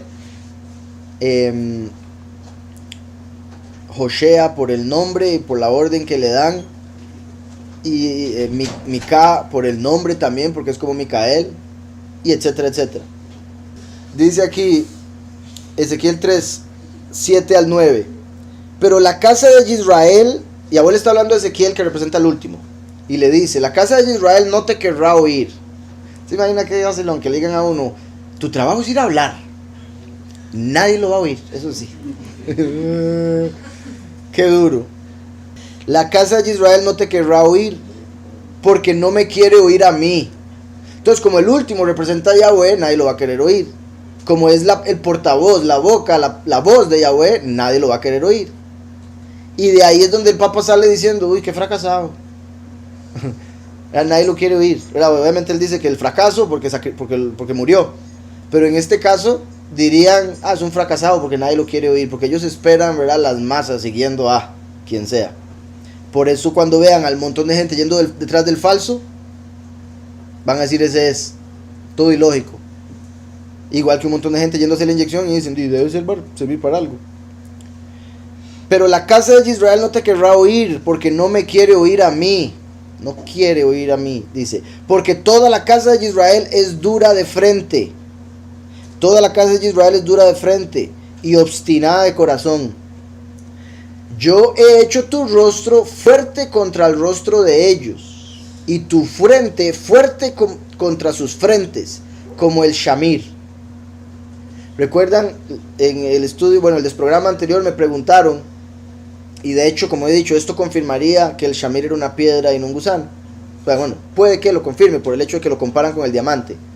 y por como lo pone ahí, porque está diciendo, son como piedra los rostros de ellos, te voy a hacer como un shamir. Aunque en realidad si el shamir es un gusano también se aplica, porque sería, voy a hacer tu frente como si fuera un gusano de shamir que va a cortar cualquier piedra. Por otro lado, recuerden que Yahweh llama a Jacob gusano. Gusano de Jacob, el shamir, que hasta piedra corta. Entonces dice, como el shamir, como las frentes de ellos son como piedra, Yahweh le dice a Ezequiel, representando al último, voy a hacer tu frente más dura todavía, pero para que rompa las frentes de ellos. Eso siempre me ha sorprendido, porque uno normalmente habla de una persona cabezadura, testarudo, ¿verdad? Terco, porque no cambia de parecer. Eso viene siendo el último. Es como los muchos no quieren oír, tienen la cabeza dura, el último viene con una cabeza más dura, para romper las cabezas de ellos, como cuando animales con cuernos se daban de frente a frente, como aquí el Rim con cuerno, y dice quebrarán los huesos de ellos, ¿verdad? Como Ezequiel, como el último, con frente como Shamir, quebrando a cualquiera como si fuera el cuerno de hierro. Es el cuerno de hierro. Daniel 7:5 dice, vi luego una segunda bestia, hablando de los persas. El líder persa fue su nombre, el que Isaías profetizó, conectado con el nombre de Agag, que se profetizó también. Pero dice aquí, semejante a un oso, la cual se alzaba de un costado más que de otro, y en su boca, entre los dientes, tenía 3 costillas. 3 costillas. Y se le dijo, ve y devora mucha carne. Levántate y devora mucha carne. Entonces el punto de que llevaba huesos en su boca. Y lo digo porque como el imperio persa fue el que conquistó Babilonia, representa el fin de los tiempos cuando se va a conquistar a la gran ramera de Babilonia. Entonces la conexión de destruir los huesos. Los huesos claramente son lo que mantienen el cuerpo firme, ¿verdad? Sin huesos seríamos una mole ahí de piel tirada, ¿verdad? Carne. Son como columnas. De hecho son, como he dicho, como árboles, como troncos que están dentro del cuerpo. Tanto así que Etz es árbol, Etzem es hueso. La única diferencia es una letra Mem. En la escritura dice que cuando se hiciera el cordero de Pesaj no se le podía quebrar ni un hueso. Ni un hueso se le podría quebrar. Por eso cuando Yahushua, el cordero de Pesaj, estaba siendo sacrificado, después de un rato, cuando ya era tiempo de bajarlos del madero, fueron a ver si estaban muertos, porque si no estaban muertos, como los de lado, les quebraban las rodillas para que el cuerpo cayera y se muriera más rápido del peso, se asfixiara. Entonces cuando llegaron a donde Yahushua le iban a quebrar las rodillas, fue cuando, pues las piernas sí, fue cuando le clavaron la lanza, vieron que estaba muerto, entonces no fue necesario quebrarlo. Y se cumplió de que ni un hueso fue quebrado. ¿Por qué? Porque Yahushua es el que nos mantiene firmes. Yahushua es la fuerza. Así como la palabra de Yahweh es medicina para los huesos. ¿Por qué? Porque Yahushua es la palabra de Yahweh. Esto es etzem, esto es hueso. Esto es hueso, esto es árbol, que es lo que también traducirían como cruz. Porque la escritura dice, maldito el que es colgado de un árbol, de un etz. Agarraron etz, un árbol, lo cortaron y le dieron forma de cruz para colgar a Mashiach. Entonces se cumple, ¿verdad? Madero, madera, árbol, todo es etz. Árbol. Se le agrega una mem y tenemos hueso. Curiosamente Yahushua es Mashiach. La primera letra es la mem. Mashiach en el árbol se convierte en medicina para nuestros huesos, o en los huesos mismos, lo que nos mantiene de pie, firmes, fuertes. Y no solo eso, la médula ósea es de donde sale vida para el cuerpo, regenera el cuerpo. Por ende, Yahushua viene siendo como la médula, que fortalece los huesos y el resto del cuerpo. Mashiach en el madero, el hueso. Entonces, quebrará todos los huesos de ellos. ¿Por qué? Porque ellos solo tienen doctrinas falsas. Sus huesos son súper débiles, porque no tienen a Mashiach. Son como madera, por decirlo de alguna manera. También, ¿verdad? Shimshon agarró hueso, una quijada, para matar a un montón de filisteos. ¿verdad? 70 más 90, 160 más 40, 200. Y es el valor numérico de la letra Reish, que es cabeza. Como se podría decir, Mashiach en el madero se convirtió en la cabeza. El último trae el 200, la cabeza dura para romper huesos. 200 menos 200 se le quita lo terco a cualquier israelita. El hecho de que al parecer a Yahushua lo colgaron con otros 4, no con otros 2, porque en una dice malhechores, en otra dice ladrones. Obviamente un ladrón es un malhechor, pero no necesariamente son lo mismo. Y en un evangelio dice que los pusieron en un momento cuando llegó Yahushua, y en otro dice que mientras ya estaba Yahushua colgaron a otros. Entonces, o sea, cuando uno ve 2 evangelios parece indicar que cuando él llegó habían 2 y después trajeron a otros 2. Ladrones, malhechores. Y por eso estaría el punto de que hay un evangelio donde dice que los 2 estaban hablándole mal a Yahushua, y en otro uno de los 2 habló bien. Entonces indicaría 3 hablaban mal y 1 habló bien. Con la parábola de la semilla, solo 1 exacto. Y por otro lado, la profecía en parte de que Josué, o sea, Yahushua mismo, Josué, cuando sacrificó a 5 hombres, ¿se acuerdan? En maderos, reyes a los que venció, que vimos en el libro de Josué. Entonces, decía por acá, él consumirá a las naciones que son sus enemigos, les romperá sus huesos y con sus flechas los atravesará. Entonces, como el jinete del caballo blanco con flechas va a atravesar a sus enemigos, va a romper sus huesos, porque Yahweh le da una frente como de Shamir para que rompa las doctrinas falsas en las que ellos están firmes, en las que están en pie, y consumirá, porque es el fuego consumidor. Dice el verso 9: se arrodilla y yace como un león, y como un temerario león, ¿quién se atreverá a hacerlo levantar? En masculino, me imagino que como aparecen 2 palabras para león tan juntas, diferentes en hebreo y en español no hay, solo una, entonces ponen de ahí, la única diferencia es leona. Pero dice Ari y después Laví. Vemos en la escritura 6 términos para león, diferentes, y su supuestamente es como desde cachorro hasta viejo. Pero con lo que decís es otra posibilidad. Ahora, también al ser Yahweh representado, o Mashiach, por el león de Yahudá, es posible que por eso Yahweh use tantos términos para león, siendo un animal tan fuerte. Aquí en esto nada más dice en el comentario que se asentará en su tierra con gran fuerza y poder. 49, hablándole a Yahudá, en Génesis, Jacob le dice, igualmente en el verso 9, curiosamente, dice cachorro de león. Ahí dice Arié. Cachorro de león es Yahudá. Después dice de presa, hijo mío, remontaste, se agazapó, descansó como león. Ahí dice descansó como león. Ahí dice león, ahí vuelve a repetir Arié. Entonces en Génesis menciona Arié 2 veces. Se agazapó, descansó como león. ¿Y cuál temeroso león, quién lo levantará? ¿Y cuál temeroso león, quién lo levantará? Ahí, al decir temeroso león, ponen Laví. Entonces, y como un Laví, ¿quién lo levantará? Entonces, un Laví hace alusión, ahí con eso estaríamos viendo que Arié hace alusión a un león joven, cachorro, y Laví a un león viejo que causa mucho terror por su fuerza, y por eso ¿quién se va a atrever a levantarlo? Vean cómo se parece a lo que estamos viendo aquí. Igual Arié, solo que ahí menciona Ari, sin la Hey. Y Laví, joven y viejo, como primero y último, como hijo y como padre. Por eso el primero vino a traer misericordia. ¿Quién levanta a alguien que tiene misericordia? Pues cualquiera, que es salvada, que es misericordioso. Pero alguien enojón, ¿quién lo levanta? Mejor nadie. Déjelo dormir, porque si se levanta. Entonces, ¿quién lo levantará? Puesto que después se puede decir quién puede estar de pie ante, ¿verdad?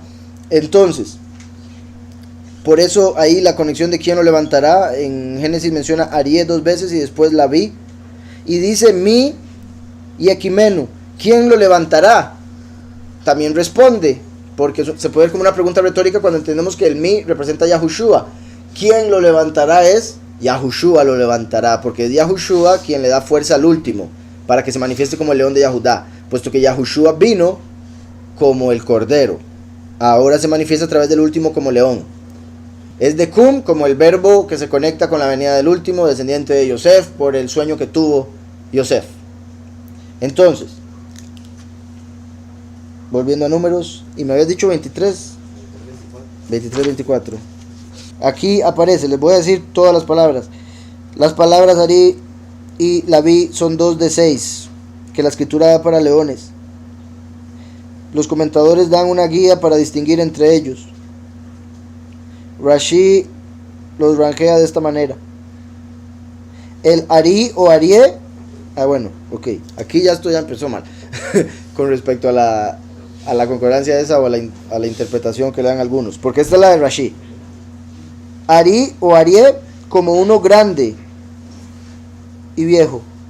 El Shahal está en el medio y el Kefir es pequeño. Después Radak, que es otro, expande, no otro león, sino otro maestro, expande la lista. Dice, según el Kefir es el viejo, es más viejo que el cachorro. El Kefir, a pesar de ser joven, es más viejo que el cachorro. El Arié es más grande que el Kefir. El Laví es más grande que el Arié, que eso es lo que parece aquí. Entonces estaríamos de acuerdo con el Radak. Por si algo, sí, me parece estar de acuerdo con el Radak, con lo que acabamos de ver en Génesis 49. Dice, el Arié es más grande que el Kefir. El Laví es más grande que el Arié. Y el Lish es más grande que el Leví. Laish. Sí, Laish. Laish es el león más viejo, básicamente. El Laish es el león más grande y viejo. Y se dice que el león, entre más viejo, más fuerte. Y la edad, o el nivel de edad del sexto término, que es Shahatz, no se identifica por los comentadores. La traducción león y gran león son basados en lo que aparece acá. Entonces hay una última que nadie sabe, nadie ha comentado.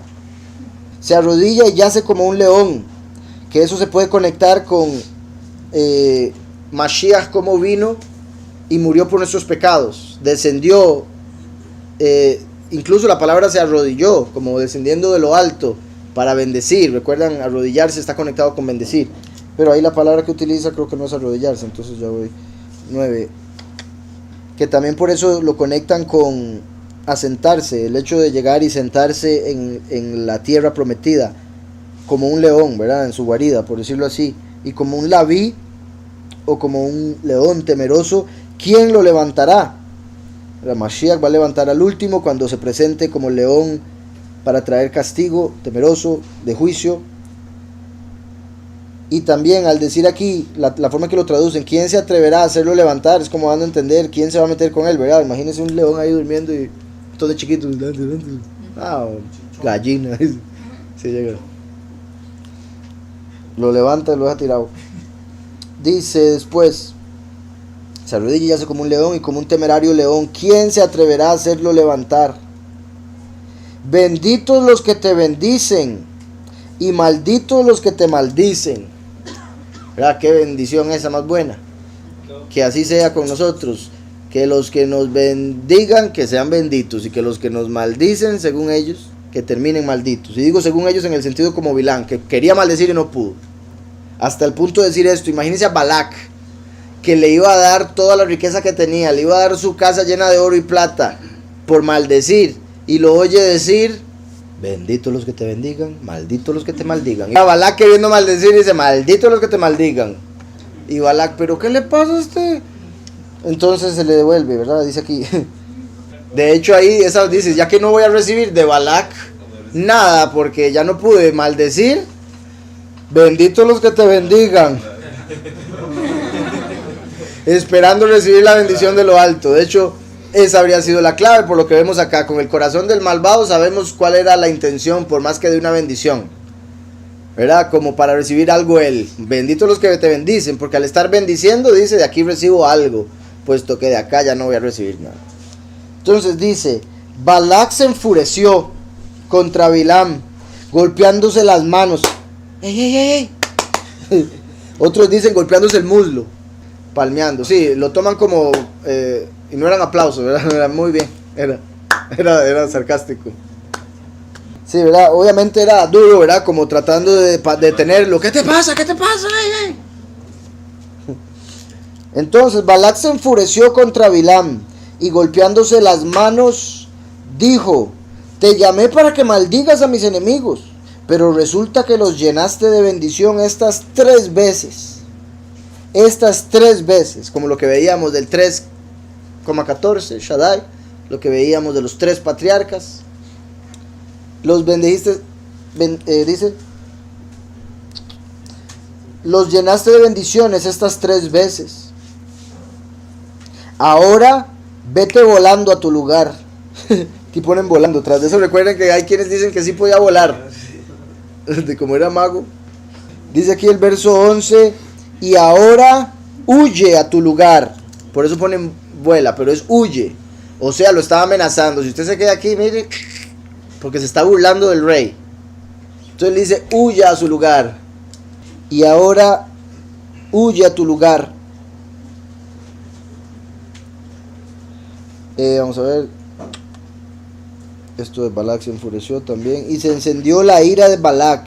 Vallejar af Balac. Se encendió la nariz de Balac. Ok, se encendió la ira de Balac contra Bilam. Dice, y golpeó sus palmas. Vayispok et Kapaif. Kapaif, perdón. De Kaf, ¿verdad? Después dice, y dijo Balac a Bilam, ok, para maldecir a mis enemigos te llamé, y he aquí los has bendecido con bendición, con esta bendición 3 veces.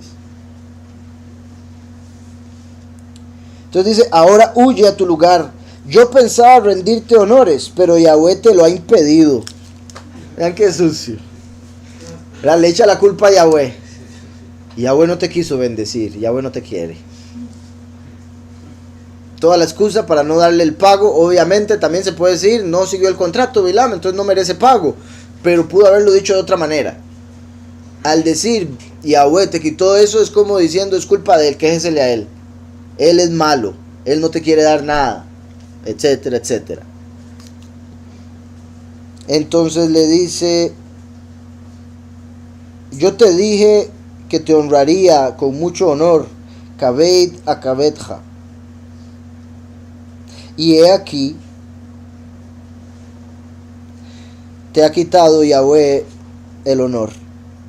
O te ha, como dice acá, te ha impedido Yahweh recibir honor.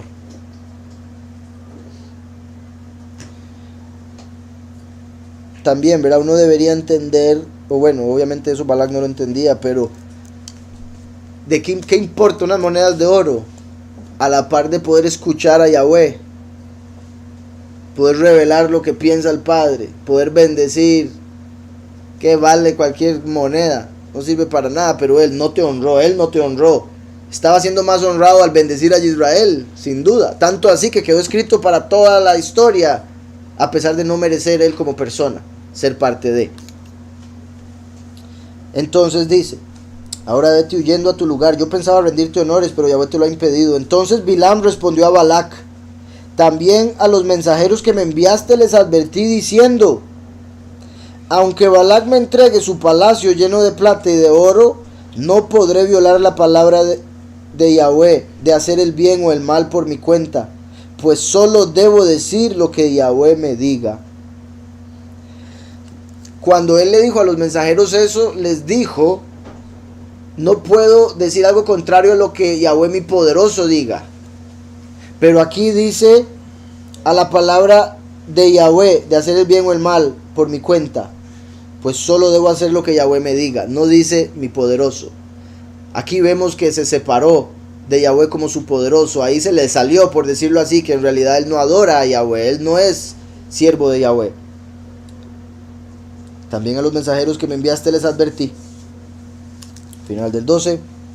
Que me enviaste a mí, les hablé diciendo: si me da a mí Balac llena su casa de plata y de oro, que en realidad eso era lo que quería y por eso dio a entender eso, dice, no podré traspasar la boca de Yahweh, la forma que está escrito literalmente, para hacer buena o mala de todo lo que Yahweh me hable, eso hablaré. Pero no dice Yahweh mi poderoso. Ahí termina esa parte.